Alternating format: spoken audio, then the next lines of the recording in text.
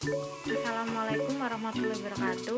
Saya Rea Dwi Berdinisi Indonesia, NIM 2018 105 103 11003. Saya akan mereview produk pembiayaan dari Bank Muamalat Indonesia. Yang pertama adalah pembiayaan konsumtif. KPR IB Muamalat adalah produk pembiayaan yang akan membantu untuk memiliki rumah tinggal, rumah susun, apartemen, dan condotel termasuk renovasi dan pembangunan serta pengalian atau take over KPR dari bank lain. Terdapat dua pilihan akad yang digunakan, yaitu akad murabaha atau jual beli dan musyarakah mutanakisoh atau kerjasama sewa. Ada beberapa syarat dalam pengajuan KPR di Bank Muamalat ini. Yang pertama, nasabah perorangan. Kedua, usia minimal 21 tahun saat pengajuan pembiayaan. Ketiga, usia maksimal saat jatuh tempo pembiayaan bagi pegawai 55 tahun atau belum pensiun dan 60 tahun untuk wira swasta. Keempat, tidak termasuk dalam daftar pembiayaan bermasalah. Kelima, pembiayaan di cover dengan asuransi jiwa. Keenam, fasilitas angsuran secara auto debit dari tabungan muamalat. Ketujuh, melengkapi persyaratan administratif pengajuan seperti: pertama, mengisi formulir permohonan pembiayaan untuk individu. Kedua, fotokopi KTP KK surat nikah bila sudah menikah. Ketiga, fotokopi NPWP.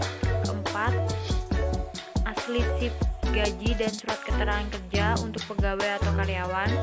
Kelima, fotokopi mutasi rekening buku tabungan statement giro 3 bulan terakhir. Keenam, laporan keuangan atau laporan usaha untuk wira swasta. Dan ketujuh, fotokopi sertifikat IMB dan PBB.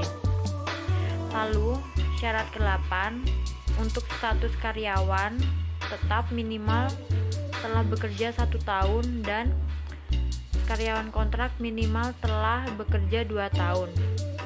Dan untuk wira swasta atau profesional. Alur pengajuan pembiayaan KPR di Bank Muamalat. Nasabah yang ingin mengajukan pembiayaan ke Bank Muamalat harus mencari developer atau penjual rumah dengan objek dan harga yang sudah jelas. Kemudian nasabah diminta untuk menyerahkan dan mengisi berkas-berkas dokumen yang telah disyaratkan. Setelah semua berkas tersebut lengkap, maka nasabah diminta untuk menunggu selama kurang lebih 1 minggu untuk diproses oleh divisi Retail Financing Center dan akan kembali dihubungi oleh pihak bank. Jika semua berkas telah lengkap, maka bank akan melakukan pengecekan data nasabah dan jaminan yang telah diserahkan ke bank dengan tujuan untuk memastikan bahwa objek yang akan dibiayai oleh bank benar adanya. Langkah selanjutnya adalah pihak Relationship Manager akan melakukan scan data dan diserahkan kepada bagian pre-screen, dan jika belum lengkap, maka Relation Manager bertugas untuk kembali menghubungi nasabah dan meminta kelengkapan dokumen, kembali menghubungi nasabah dan meminta kelengkapan dokumen supaya dapat diproses ke tahap selanjutnya. Pre-screen data merupakan tahap awal sebelum data nasabah diproses lebih lanjut. Pada tahap ini, dilakukan pengecekan kebenaran data seperti KTP, KK, akte nikah, NPWP, dan ketepatan pengisian form aplikasi pembiayaan KPR IB Muamalat. Setelah itu, dilakukan pengecekan mengenai track record pinjaman nasabah berada di mana saja dan pengecekan informasi debitur dengan aplikasi Slick. Aplikasi Slick terdapat informasi mengenai data nasabah dan pasangan beserta pinjaman yang dimiliki berada di mana saja, dan terdapat informasi mengenai kolektibilitas yang dimiliki nasabah. Setelah dilakukan pengecekan, maka dibuatkan laporan mengenai data nasabah dan pasangannya beserta kelengkapan dokumen dan hasil dari pengecekan melalui aplikasi Slick, lalu diserahkan bagian data entry. Data nasabah yang telah dicek melalui pre-screen, maka data yang masih dalam bentuk hard file dipindah ke bentuk soft file dan akan diinput dengan aplikasi FOS, dan tetap dilakukan pengecekan kelengkapan dokumen nasabah. Lalu, verifikasi dokumen. Pada bagian ini dilakukan pengecekan data nasabah dan pihak verifikator melakukan pengecekan terkait pekerjaan nasabah yang dilakukan melalui telepon dengan pihak kantor ataupun dengan mendatangi kantor tempat nasabah bekerja, seperti perusahaan besar dan perusahaan swasta asing. Setelah adanya pengecekan slip gaji nasabah supaya sesuai dengan pekerjaan yang dimiliki nasabah. Setelah tahap verifikasi selesai, maka verifikator akan membuat laporan mengenai hasil yang didapatkan. Tahap selanjutnya adalah taksasi. Pihak bank melakukan proses penilaian terhadap agunan yang dimiliki nasabah dan dapat dijadikan pertimbangan bank berapa besarnya pembiayaan yang akan diberikan kepada nasabah. Penilaian agunan ini dinilai dari harga pasaran agunan tersebut, membandingkan dan mengukur agunan tersebut, kemudian pihak bank akan menilai dengan harga pasar yang ada di wilayah tersebut untuk besarnya pembiayaan yang diberikan bank tidak lebih besar dari nilai agunan yang dimiliki nasabah. Setelah survei terhadap agunan nasabah, selanjutnya akan dibuatkan laporan mengenai taksasi yang berisi foto agunan, penilaian jaminan fisik rumah dan IMB, penilaian tanah dan perhitungan nilai pasar. Setelah itu analisis pembiayaan akan dilakukan terhadap nasabah seperti slip gaji nasabah, mutasi rekening nasabah, sejarah pembiayaan yang pernah dilakukan nasabah, dan jumlah tanggungan yang dimiliki nasabah. Untuk pembiayaan KPR, IB Muamalat Fix and Fix, nasabah harus memiliki gaji minimal 3 juta per bulan dengan masa pembiayaan minimal 3 tahun dan maksimal 15 tahun. Setelah melakukan analisis, maka analisis tersebut membuat laporan mengenai nasabah dan mengajukan besarnya pembiayaan yang akan diberikan kepada nasabah sesuai dengan analisa yang telah dilakukan. Kemudian akan diserahkan ke komite yang berada di bank pusat. Setelah dianalisi pembiayaan, maka laporan tersebut diberikan kepada komite dengan menggunakan sistem yang ada di bank muamalat. Komite akan melakukan evaluasi terhadap permohonan pembiayaan yang telah diajukan dan memberikan rekomendasi persetujuan atau penolakan terhadap pembiayaan yang telah diajukan, dan juga akan menetapkan akad apa yang akan diberikan ke nasabah dan berapa besar pembiayaan yang akan diberikan kepada nasabah. Setelah semua selesai, akan diserahkan ke analisis dan ke admin legal. Setelah dilakukan akad, terjadilah kesepakatan antara bank dan nasabah. Setelah pembiayaan disetujui oleh komite, maka admin legal akan menghubungi nasabah dan memberitahukan bahwa pembiayaan yang diajukan telah disetujui dan menentukan tanggal kapan akan dilaksanakannya akad. Sebelumnya, akad admin legal akan membuatkan surat kuasa wakalah yang menyatakan bahwa nasabah yang bersangkutan telah mewakilkan pembelian rumah tersebut melalui bank. Admin legal juga melaksanakan persetujuan pembiayaan dengan nasabah yang bersangkutan dengan mengeluarkan surat persetujuan prinsip pembiayaan atau SP3. Selanjutnya, proses akad yang dihadiri oleh branch manager, nasabah, dan pasangannya, admin legal dan relationship manager, developer atau penjual, dan notaris. Setelah itu pencairan dana dapat dilakukan setelah proses pada admin legal sudah terselesaikan, seperti akad antara bank, nasabah, dan developer atau penjual. Pencairan dana dilakukan dari bank ke nasabah lalu ke developer atau pembeli, namun nasabah hanya sebagai tempat transit supaya terlihat alurnya dan sesuai. Dan proses ini dilakukan oleh bank syariah. Setelah dilakukan pencairan dana, maka semua data nasabah yang selesai diproses dan disetujui pembiayaannya, beserta besarnya pembiayaan yang disetujui pihak bank akan disimpan dan dikelompokkan menjadi 3, yaitu safekeeping file kredit dan loan dokumen. Yang terakhir adalah maintenance, adalah cara bank dalam mengelola nasabah yang telah mengajukan pembiayaan di bank muamalat, supaya dalam melakukan pembayaran kewajiban tidak mengalami kendala seperti tidak telat dalam membayar. Manfaat yang didapatkan dari produk KPR ini: yang pertama, sesuai dengan prinsip syariah. Kedua, angsuran tetap hingga akhir pembiayaan sesuai perjanjian dengan akad murabahah. Ketiga, bebas memilih skema angsuran dengan angsuran super ringan atau angsuran fix and fix. Keempat, program apresiasi untuk nasabah loyal bank muamalat dengan percepatan proses dan persyaratan yang lebih simpel, uang muka ringan mulai dari 5%. Kelima, platform pembiayaan lebih besar. Keenam, jangka waktu pembiayaan maksimal 15 tahun. Ketujuh, berlaku untuk nasabah baru dan nasabah existing bank muamalat. Dan yang terakhir, dapat diajukan oleh pasangan suami istri dengan sumber penghasilan untuk angsuran diakui secara bersama. Biaya-biaya yang diberikan. Pertama, maksimum pembiayaan 90% dari harga rumah atau properti. 2. Uang muka minimum 10% dari harga rumah atau properti. Ketiga, biaya yang dikenakan di awal meliputi biaya administrasi, biaya appraisal, ajat, notaris, asuransi, perkiraan, total biaya 5% sampai 10% dari plafon pembiayaan. Biaya harus dibayar di awal pada saat akad dilakukan. Keempat, biaya pelunasan sebagian gratis. Kelima, biaya pelunasan dipercepat mengikuti ketentuan Bank Muamalat Indonesia.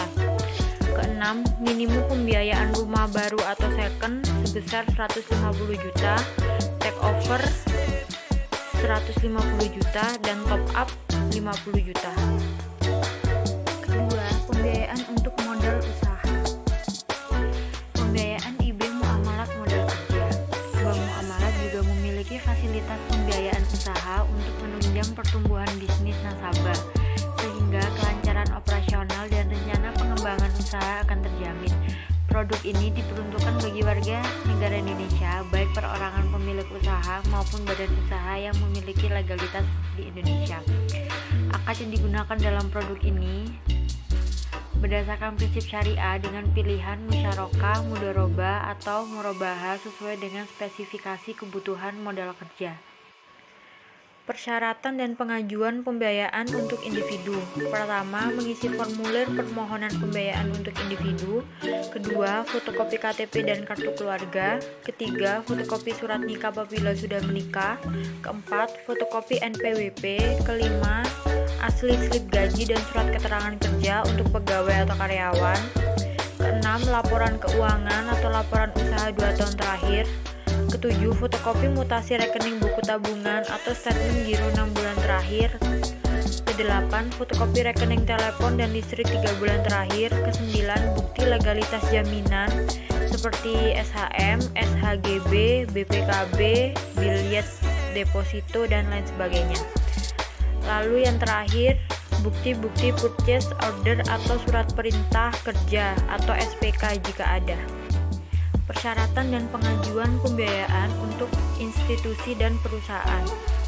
Yang pertama, surat permohonan pembiayaan dari manajemen atau pengurus. Kedua, NPWP institusi yang masih berlaku. Ketiga, legalitas pendirian dan perubahannya jika ada dan pengesahannya. Keempat, izin-izin usaha seperti SIUP, TDP, SKD, SITU, dan lainnya yang masih berlaku. Kelima, data-data pengurus perusahaan. Keenam, laporan keuangan 2 tahun terakhir. Ketujuh, fotokopi mutasi rekening buku tabungan atau statement giro 6 bulan terakhir. Kedelapan, bukti legalitas jaminan seperti SHM, SHGB, BPKB, bilet deposito, dan lain sebagainya. Dan kesembilan, bukti-bukti purchase order atau surat perintah kerja jika ada.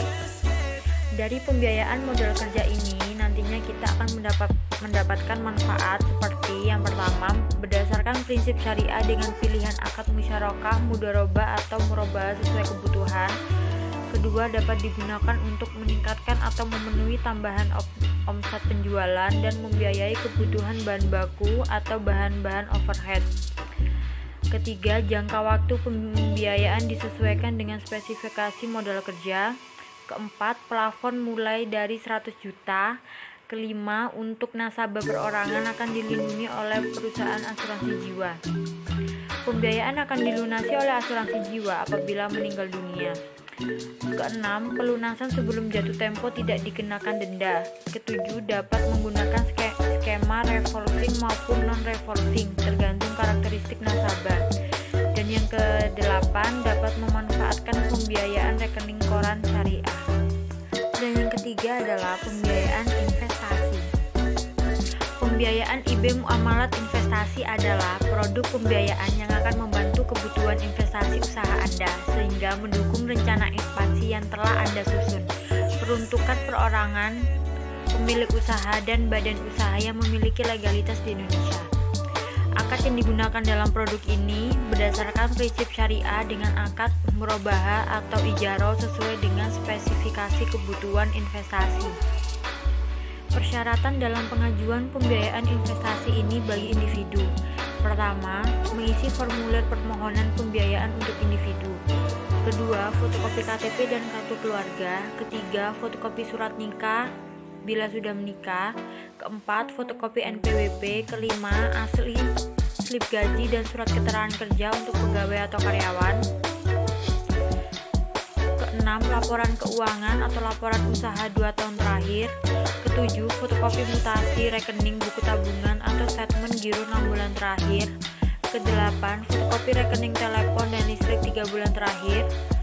Kesembilan, bukti legalitas jaminan seperti SHM, SHGB, BPKB, biliet deposito dan lain sebagainya. Dan yang ke-10, daftar kebutuhan dan bukti penawaran atas pengadaan rencana investasi yang diajukan. Persyaratan dalam pengajuan pembiayaan investasi bagi institusi atau perusahaan.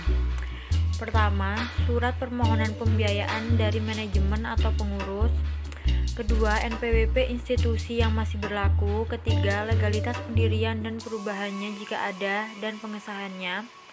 Keempat, izin-izin usaha seperti SIUP, STD, SKD, SITU, dan lainnya jika dibutuhkan dan masih berlaku. Kelima, data-data pengurus perusahaan. Keenam, laporan keuangan 2 tahun terakhir. Ketujuh, fotokopi mutasi rekening buku tabungan atau statement giro 6 bulan terakhir.